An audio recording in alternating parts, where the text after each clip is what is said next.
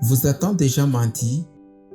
Avez-vous déjà menti une personne que vous aimez et avec qui vous avez choisi de partager le reste de votre vie? Comment l'avez-vous ressenti? Salut, Joanne Costada te salue. Et je t'invite à considérer cette réflexion sur le fait que l'amour sans mensonge est merveilleux.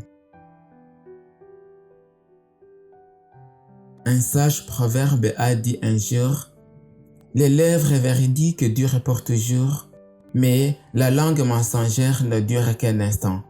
Proverbe 12, verset 19. S'il te plaît, ne me mens pas.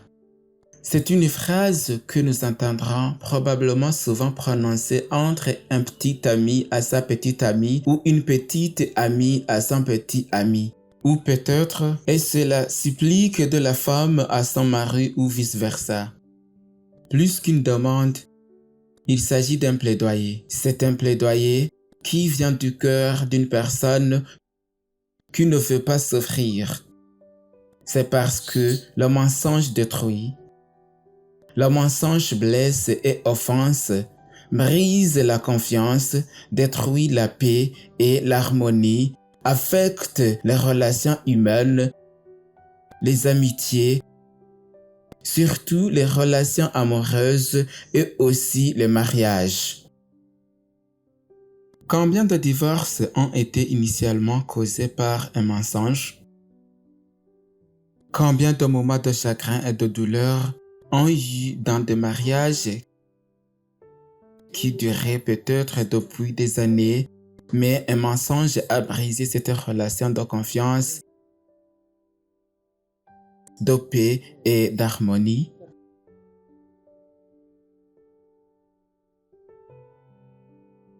D'autre part, combien il est agréable de pouvoir regarder dans les yeux la personne que nous aimons sans ressentir l'envie de baisser le regard parce que nous nous sentons mal à l'aise, parce que nous lui avons menti. Le problème est que le mensonge nous éloigne. Le mensonge nous sépare des personnes que nous aimons, en particulier de notre conjoint. C'est pourquoi le conseil que je vous donne, cher ami, est de ne pas faire du mensonge une habitude. Si nous le faisons, nous éviterons de nombreux moments de tristesse, de douleur et de souffrance. Une fois que tu as dit un mensonge, tu remarqueras que tu es obligé de continuer à mentir pour pouvoir ajouter une supposée crédibilité à ce premier mensonge et tu deviendras une personne peu fiable, une personne qui perd sa crédibilité et même dans les moments où tu défends la vérité, il y aura des gens qui ne te croiront plus. Lorsque cela se produit, ne soyez pas fâchés contre ces personnes. Soyez plutôt tristes pour vous-même, car par vos mensonges, vous êtes devenu une personne indigne de confiance, une personne en qui la confiance a été perdue. Pour continuer, un de mes enfants, mon fils Nicolas, va également partager avec vous quelques réflexions sur cette réflexion. Merci beaucoup. Je ne te crois plus. Pourquoi une personne dans une relation cesse-t-elle de faire confiance à son partenaire? L'une des plus importantes et des plus grandes raisons pour lesquelles la confiance cesse au sein d'un couple est le problème du mensonge qui, bien qu'au début, commence par une vérité déformée, par un petit mensonge blanc comme nous l'appelons, ou par des mots de vérité mélangés à un mensonge, finit par devenir un mensonge beaucoup plus grand, un mensonge capable de mettre fin à toute la confiance qui existe dans une relation d'un couple, une relation qui s'était lentement construite jour après jour, et il est très important de rester loin de toutes ces vérités déformées, des petits mensonges blancs qui, comme nous le savons très bien, peuvent être petits au début, mais ont le pouvoir de détruire une relation. Souvenons-nous que la plus amère des vérités vaudra toujours mieux que le plus doux mensonge. Et souvenons aussi de ce que Dieu nous exprime dans sa parole en Exode 23, verset 7, qui dit ce qui suit: « Tu ne prononceras point de sentence inique, et tu ne feras point mourir l'innocent et le juste, car je n'absoudrai point le coupable. » Merci Nicolas. Ensuite, ma chère épouse Eliana va également s'adresser à vous. Merci beaucoup. Eh bien, j'aimerais me joindre à la conversation et nous allons parler de l'empathie et de la règle d'or. Que se passe-t-il lorsque nous mentons ou trompons ou surtout lorsque cela devient une pratique courante? Il arrive un moment où nous nous habituons au mensonge, nous nous habituons à tromper de telle manière que nous perdons la valeur de ce qu'est la vérité. Dans cette situation, il serait bon de faire un exercice simple de se mettre à la place de la personne que nous trompons ou à qui nous mentons. Que ressentirions-nous à sa place? Que se passerait-il si c'était nous qui étions trompés ou à qui on mentait? Si chacun faisait cet exercice? Si chacun réfléchissait un peu plus profondément, il y aurait moins de tromperies et moins de mensonges, surtout à la maison, dans la famille et dans le mariage. Quand Jésus a pris notre place, quand Jésus a pris la place de l'être humain, il nous a aussi donné un enseignement et nous allons lire dans Matthieu 7 verset 12 où il dit « De ce que vous voulez que les hommes fassent pour vous, faites-le de même pour eux. » C'est le conseil que nous recevons à travers de la parole de Dieu. Nous devrions être empathiques et ne pas faire du mensonge et de la tromperie une pratique, que ce soit dans la famille, dans le mariage, avec les enfants ou en dehors de la maison. Nous devrions toujours faire preuve d'empathie et toujours garder la vérité à l'esprit. Je tiens également à remercier ma chère épouse de devoir partager ses pensées avec vous. Ma fille aînée, Georgina, souhaite également partager avec vous quelques mots sur le thème du mensonge et de ses conséquences. Merci beaucoup. Saviez-vous, cher ami, que c'est précisément un mensonge qui a provoqué et déclenché dans un moment de tension politique mondiale, l'un des plus grands événements de l'histoire, un événement qui a mis fin à la vie de 60 millions de personnes et peut-être même plus, un événement qui a laissé plus de 60 millions de familles dans la désolation, un événement qui a laissé un continent presque complètement détruit et deux autres très instables, un événement que l'on appelle aujourd'hui la Seconde Guerre mondiale. C'est précisément un mensonge ajouté à de nombreux autres qui a déclenché cet événement le 31 août 1931. Un mensonge connu sous le nom de false flag. Le false flag est une stratégie utilisée pour les organisations et les nations pour attribuer un acte répréhensible à leur ennemi afin de justifier leur action future. Et ce mensonge a été exécuté par le gouvernement nazi. Le gouvernement nazi, avec l'aide de 6 soldats de sa police secrète, est entré dans une boîte de télécommunications nazie en uniforme polonais en se faisant passer pour des soldats polonais afin d'opérer à une rébellion dans cette nation et de justifier ainsi l'attaque du gouvernement allemand contre la Pologne des jours suivants de 6 endroits différents. C'est ce mensonge qui a provoqué le déclenchement de la Seconde Guerre mondiale le jour suivant. Et vous pourriez dire, aucun de mes mensonges ne pourra finir par affecter 60 millions de personnes. Il n'affectera même pas une seule personne. Et peut-être est-ce précisément ces chiffres qui font que nous sommes tellement sensibilisés que la perte d'une personne nous laisse complètement insensibles et ne nous laisse pas stupéfaits parce qu'elle n'est pas comparable à 60 millions. Malheureusement, aujourd'hui, des centaines de millions de mensonges sont proférés quotidiennement dans chaque foyer et ils sont dits si facilement parce que nous ne pensons pas que leurs conséquences affecteraient 60 millions de personnes. Mais ils mettent assurément fin à la confiance d'une personne, à l'amour d'une personne, au cœur d'une personne. Et le pire, c'est que cette personne est peut-être la plus importante de votre vie. C'est peut-être la personne avec laquelle vous dormez chaque nuit, c'est peut-être celle avec laquelle vous vivez vivez chaque jour et c'est peut-être ce dont vous brisez probablement la confiance, la foi et l'amour pour vous. Il existe des centaines de mensonges quotidiens qui peuvent amener une personne à cesser de vous aimer, à cesser de vous croire, à décider de ne plus partager son lit ou sa maison avec vous.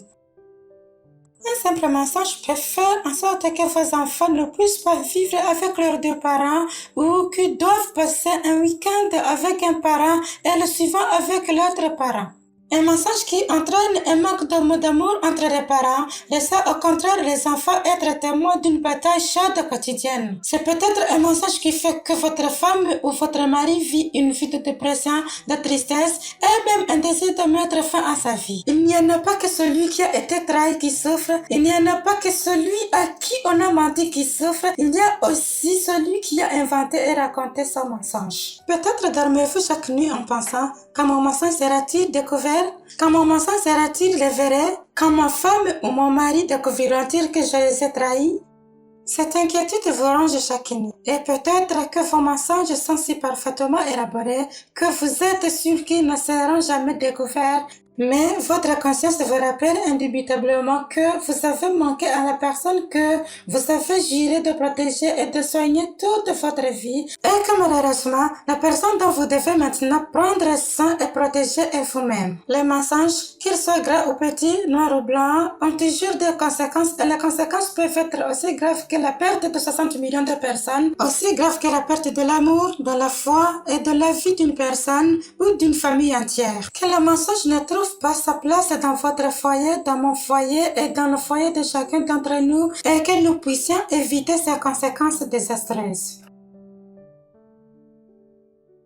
Philippiens 4, verset 8, il dit: « En reste, frères, que tout ce qui est vrai, tout ce qui est honorable, tout ce qui est juste, tout ce qui est pur, tout ce qui est aimable, tout ce qui mérite l'approbation, ce qui est vertueux et digne de louange soit l'objet de vos pensées. » Ainsi, Dieu nous dit: il nous conseille d'être des personnes véridiques et d'être dignes de confiance.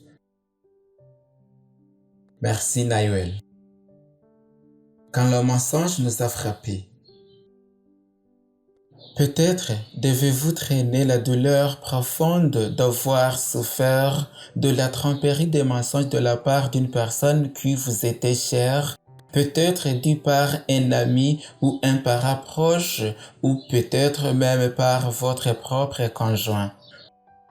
Ou peut-être portez-vous aussi le fardeau d'une conscience coupable parce que vous avez menti à cet ami de confiance, à cette personne que vous aimez, à un parent proche ou peut-être même à votre conjoint. Et ce fardeau de la mauvaise conscience ne permet pas à la paix d'atteindre votre cœur. La nuit, vous souffrez peut-être de ce fardeau de la conscience coupable. Peut-être que la douleur d'avoir été victime d'un mensonge ou d'une tromperie vous tient éveillé la nuit. Si telle est votre réalité, si telle est votre expérience, ne désespérez pas. Nous avons un espoir et cet espoir nous est enseigné par notre Seigneur Jésus-Christ. Oui, lorsqu'il était sur cette terre, parmi les mortels, parmi les êtres humains, parmi nous, il y a environ 2000 ans, il nous a appris à prier. Nous trouvons cela dans sa parole où il nous enseigne à prier. Et il y a une phrase très importante que je veux partager avec vous en ce moment. Nous la trouvons dans Matthieu 6, verset 12, qui se lit comme suit: « Pardonnez-nous nos offenses, comme nous aussi nous pardonnons à ceux qui nous ont offensés. » Comme c'est intéressant, notre Seigneur Jésus-Christ nous enseigne que dans notre prière à Dieu, nous devons d'abord reconnaître que bien souvent, c'est nous qui échouons, c'est nous qui mentons ou qui trompons. Et si nous voulons que Dieu pardonne nos péchés, nous devons aussi être prêts à pardonner.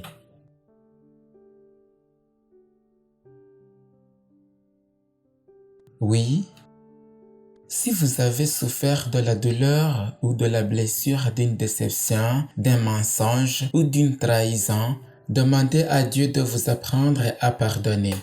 Demandez à Dieu de vous donner suffisamment d'humilité pour pouvoir vous réconcilier avec la personne que vous aimez et qui a peut-être causé une grande douleur dans votre cœur. Ou si vous avez été celui qui a provoqué cette douleur, si vous avez été celui qui a trahi, qui a menti, qui a provoqué cette blessure profonde dans le cœur de la personne que vous prétendez aimer, alors demandez à Dieu de vous donner l'humilité de demander pardon. Oui, vous devez pardonner. Lorsque vous ferez cela, vous serez en mesure de parvenir à la réconciliation dans votre foyer, dans votre mariage et dans votre famille. Ce sera le début d'une vie merveilleuse de paix et d'harmonie. Combien de paix peut-on atteindre si seulement nous tenions compte du conseil de la prière que notre Seigneur Jésus-Christ nous enseigne? Pardonnez-nous comme nous pardonnons. Mais la question est, pouvez-vous pardonner? Avez-vous appris à pardonner? Avez-vous pardonné? Sinon, alors, demandez à Dieu de vous apprendre à pardonner. Combien de réconciliations pourraient être réalisées en demandant le pardon ou en ayant l'attitude de pardonner? Combien de maisons pourraient être reconstruites si nous tenions compte de ce conseil de notre Seigneur Jésus-Christ? Combien d'enfants pourraient grandir heureux avec leurs parents si nous avions la capacité de demander pardon et de pardonner? Demandez à Dieu de vous apprendre à être une personne verdique, à ne pas faire du mensonge une pratique habituelle dans votre vie, mais plutôt à fuir le mensonge et à rester verdique. Ce sera le début d'une vie merveilleuse, une vie de paix et d'harmonie qui fera de votre foyer un foyer heureux où vos enfants pourront grandir à vos côtés et aux côtés de votre conjoint et former une famille heureuse. Vous devrez faire face à des luttes et des difficultés, mais en restant unis, vous serez victorieux. Que Dieu vous bénisse et que vous soyez très heureux.